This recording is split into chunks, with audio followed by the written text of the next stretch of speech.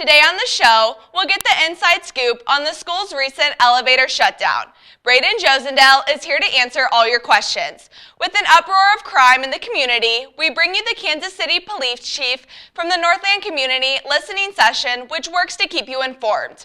It all starts right now.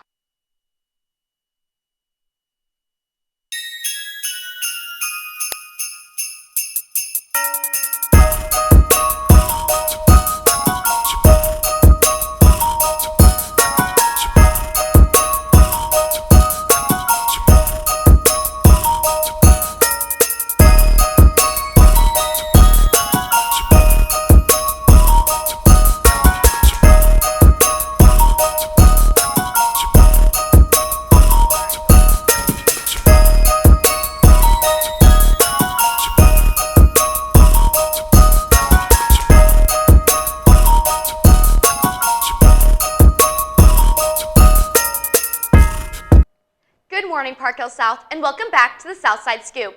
I'm Lilia Thompson. And I'm Ashley McLaurin. Today is Tuesday, December 19th, and it's a Purple Day. We have a packed show, so let's get right into it. There's been the reliability of the school's elevator. Let's send it to Braden with more information. Thanks, Lilia. The elevator at Park Hill South is a vital part of the day for students and staff that are incapable of going up the stairs. When the news came out that the elevator was out of order, it caused many people to be displaced, which was frustrating for all those affected. Here's Tana and I with more. It changed how I communicated with the teachers and where I was placed for all my classes, which was pretty annoying. Sophomore Braden Wild was unable to go upstairs. The elevator being broken impacted his whole class, who had to move to a different location downstairs, and his ability to work with his classmate. This impacted me a little bit with my missing assignments and how well I did in school, and it impacted some other people because I wasn't there to work with them in classes. Although fixing the elevator may sound easier said than done, it was especially difficult for the elevator at South to be operational again. Parts and engineers had to be flown to Kansas City only to diagnose the issue. Our elevator is 26 years old, so it's old, and so they needed to specially make the computer that ran the elevator. After over 2 months of war with the old elevator, including multiple engineers coming in to check and double check, the elevator was finally fixed at the end of November. Or so we thought. I went ahead and went on, and all of a sudden I heard a clunk as I'm going up to the second floor. And I heard a big ee, so I knew, I'm thinking that I'm stuck in the elevator. Melinda Carpenter was the first to dare to use the faulty elevator. That's when the door came open, and about that moment they had AC/DC, Back in Black is coming on. So when I came out, I went ahead and I'm kind of ornery like this, and so I came out like this, going, Back in Black, and so that's what I ended up doing. Obviously, the biggest concern for parents, students, and staff is the reassurance that the elevator was safe to use like it once was. Right. After a second fixing of the elevator, it is now back in commission. It's impossible to say that nothing's ever going to break down again. So we've tested it. We've had all the professionals out that can come and look at it, and they've guaranteed us everything that they can with everything except that I can't guarantee that it's never going to break. While it's not guaranteed that there won't be problems in the future, the elevator is currently in use. Braden, can you tell me what long-term changes are going to be made to prevent the elevator from becoming a problem again? Well, the school plans to replace the whole elevator in the summer of 2024. Thanks, Braden. And whether or not you're traveling upstairs or downstairs, we have a school-wide PJ Day tomorrow. That brings us to our social media story of the day that comes from South Stuco on Instagram. PJ Day is this Wednesday, December 20th, to celebrate the end of the semester. Now for what's new to the scoop. There will be no DECAM meeting tomorrow, Wednesday, December 20th. The next meeting will be Wednesday, January 17th. Tri-M is still meeting on Wednesday in room C113.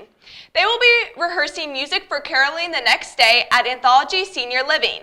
There will be a surprise for everyone who shows up. Don't be a stranger and check it out. Park Hill South Winter Choir concert is tonight at 7 p.m. We will catch you there.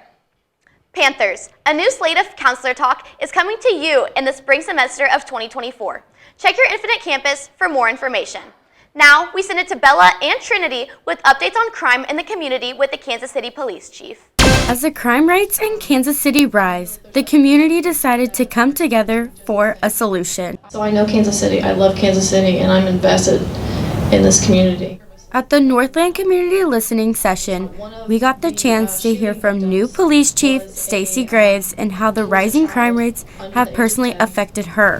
That 11-hour shift. We have kids out here, young adults, ages 14 to 17, out here that are armed with weapons, get involved in conflicts, and think that the right thing to do is to settle that with violence. As the session went on, we got to hear more about how the crime is affecting our community's youth. 152 at the Rally House, we had a shooting. We had 2 teens that were killed up in Platte City.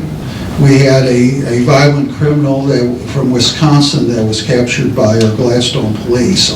While there is no set solution to this problem, the community talked about ideas of opening new resources for youth to prevent violent situations.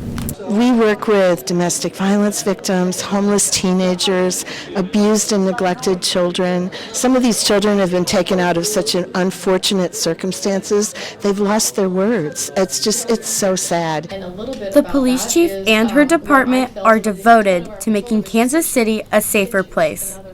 They are starting by finding the problem's source. Some of it is lack of conflict resolution skills. We have a lot of people in our city who want to resolve conflict with firearms.